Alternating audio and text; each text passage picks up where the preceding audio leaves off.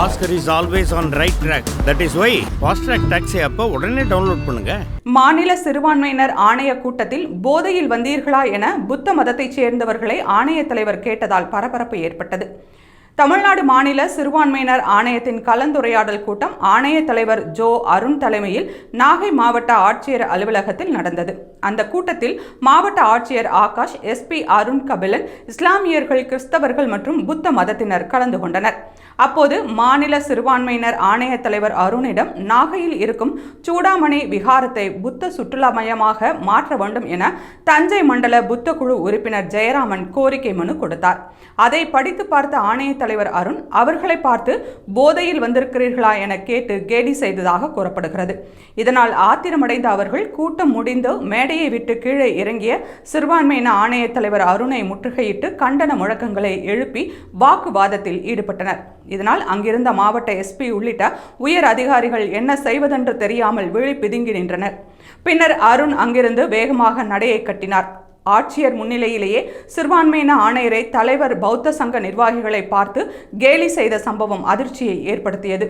மாநில சிறுபான்மையின ஆணைய தலைவர் மீது தமிழக அரசு உடனடியாக நடவடிக்கை எடுக்க வேண்டும் என புத்த மத நிர்வாகிகள் கோரிக்கை விடுத்துள்ளனர்.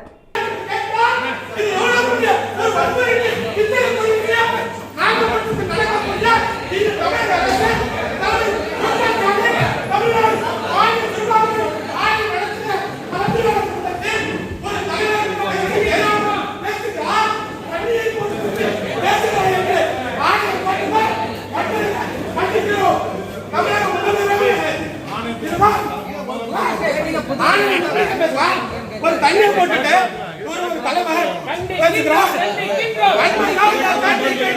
நாங்க ஏற்க முடியாது. இங்க புத்தர்கள் வந்திருக்காங்க. எங்களை புறக்கணிப்பது போன்று தமிழக அரசு நடத்திய நாகப்பட்டினத்தில் நடத்திய தமிழ்நாடு சிறுபான்மையினர் ஆணையத்தினுடைய கலந்துரையாடல் கூட்டத்தில் ஒரு புத்த மதத்தை பார்த்து நீ தண்ணியை போட்டுவிட்டு வந்திருக்கிறாயா என்று கேட்ட இந்த ஆணையரை இங்கே நாங்கள் வன்மையாக கண்டிக்கிறோம். உடனடியாக நீங்கள் பதவி நீக்கம் செய்ய வேண்டும். பதவி விலக வேண்டும். உடனடியாக எவ்வளவு விஷயம் பௌத்தர்களை பார்த்து அவமானப்படுத்திய வன்மையாக கண்டிக்கிறோம்.